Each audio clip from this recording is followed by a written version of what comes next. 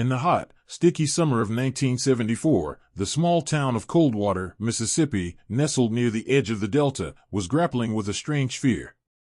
It was a place forgotten by time, where the cypress trees draped in moss hung heavy over still, murky waters, and the humid air was thick enough to choke you. In these swamps, where the sunlight barely pierced the canopy, something ancient and terrifying stirred. Folks in Coldwater were practical people. They believed in hard work and the changing of the seasons, and in stories passed down from their grandparents. But the stories had taken a darker turn of late. People started disappearing, first in whispers, then in gasps of terror. Hunters who ventured too deep into the swamps never returned, their boats found drifting aimlessly along the waterways. Fishermen swore they'd seen things lurking in the shadows, half submerged in the water, watching with eyes that glinted in the moonlight. It started when old Mr. Watts, the town's most experienced tracker, failed to return after a day's hunt. His son found his father's boat, empty, gently bumping against the bank, but no sign of the old man. No tracks, no blood, no body, just silence and the constant croak of frogs echoing through the swamps.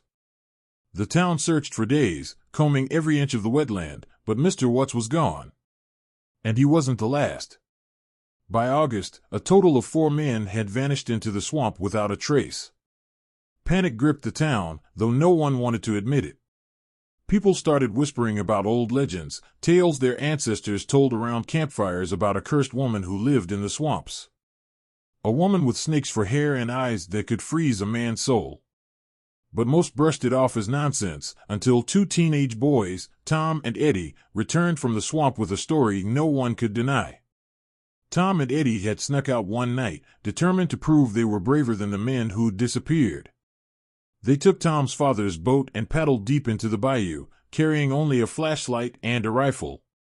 They never expected to find anything, let alone something so monstrous. When they returned, Eddie was pale, shaking uncontrollably. He wouldn't speak, not even to his parents. Tom, his face tight with fear, managed to tell the town what they'd seen. "We saw her," he stammered. "At first, we thought it was a woman, standing by the water, but her hair, it wasn't right. It was moving. We got closer, and that's when we saw it, snakes. They were all over her head, hissing and writhing. She turned to look at us, and, oh God, Eddie looked straight into her eyes." The town wanted to dismiss Tom's tale as the wild imagination of a scared boy, but they couldn't ignore Eddie's condition. He hadn't spoken a word since that night, his eyes wide with terror, his body stiff and unresponsive as if frozen in fear. Sheriff Randall, a no-nonsense man, decided enough was enough. He wasn't one for superstition, and he certainly didn't believe in monsters. But he also couldn't ignore the disappearances and the fear gripping his town. He assembled a small group of men, armed with rifles and flashlights, and set off into the swamp. Among them were Tom's father, Hank, and Reverend Connors, who insisted on carrying a Bible as protection. As they ventured deeper into the swamp, the oppressive heat seemed to cling to them, making every step feel heavier. The trees loomed above them, their gnarled branches twisting like ancient fingers. The deeper they went, the more the familiar sounds of the swamp faded. It was as if the very land around them held its breath, waiting for something terrible to happen. It wasn't long before they found the place Tom had described. There, by the edge of the water, was an old shack, half sunken into the mud, its wooden beams rotting and covered in moss. The air felt wrong, heavy with something more than just humidity, something dark, something ancient. The men crept closer, their flashlights flickering in the thick, foggy air. Sheriff Randall approached the shack first, his gun raised. He called out, but there was no answer, just the incessant croaking of frogs. He kicked the door open and stepped inside, Hank and the others close behind. Inside, the shack was filled with the stench of decay. Old, moldy furniture lay scattered around, and the floor was slick with mud and water. But it was what they found hanging on the walls that chilled them to their core. Dozens of snakes, dried and shriveled, were nailed to the wooden beams, their lifeless bodies twisted into grotesque shapes. On a makeshift altar, an old, tattered mirror lay shattered, its broken pieces reflecting the pale light of their flashlights. Suddenly, a hissing sound filled the air. The men turned, their flashlights sweeping across the room, and that's when they saw her.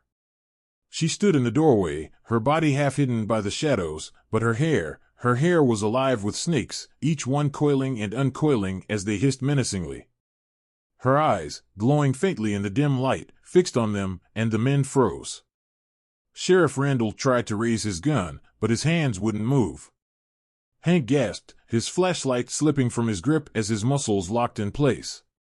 One by one, the men felt their bodies stiffen, their limbs becoming heavy as stone. Reverend Connors, clutching his Bible, whispered a prayer under his breath, but it was no use. The creature stepped closer, her eyes gleaming with malice, her lips curling into a twisted smile.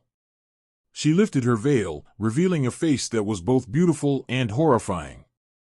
For a brief moment, Hank managed to meet her gaze, and in that instant, he knew. This was no ordinary monster. This was the curse of the Delta, an ancient being who had lived in these swamps long before any settlers arrived. She was Medusa reborn, a creature of vengeance and despair, feeding off the fear of those who dared to enter her domain. As the men stood helpless, their bodies slowly turning to stone, Sheriff Randall managed to whisper one final order. Run. Hank's body moved on its own, breaking free of the paralyzing fear. He turned and sprinted out of the shack, his heart pounding in his chest. The other men were not so lucky. As Hank glanced back, he saw Sheriff Randall and Reverend Connors frozen in place, their faces twisted in terror, their bodies slowly hardening into statues. Hank ran, crashing through the underbrush, his breath coming in ragged gasps. Behind him, he could still hear the soft, slithering sounds of the creature's snakes and the faint rustling of her gown as she followed him. But he didn't stop. He couldn't stop. He had to get out of the swamp. Hours later, just before dawn, Hank stumbled into Coldwater, his clothes torn, his face pale with shock. He tried to tell the others what had happened, but his words were jumbled, incoherent. No one believed him, not at first. But when Sheriff Randall and the other men never returned, the town grew silent. They knew something terrible had happened. The disappearances stopped after that. No one ventured into the swamps anymore, not even the bravest hunters. The story of the Medusa-like creature spread through Coldwater, whispered in hushed tones around campfires. Some said she was still out there, waiting for anyone foolish enough to disturb her. Others claimed she had vanished, returning to whatever dark realm she had come from. But Hank knew the truth. She was still out there, lurking in the shadows of the Delta, watching and waiting. And Coldwater would never forget the summer of 1974, when the curse of the swamp came to claim its victims. To this day, the cypress trees still loom heavy over the swamp, their gnarled branches casting long, eerie shadows over the water. And in the quietest hours of the night, if you listen closely, you can still hear the faint hissing of snakes, whispering secrets only the swamp can keep.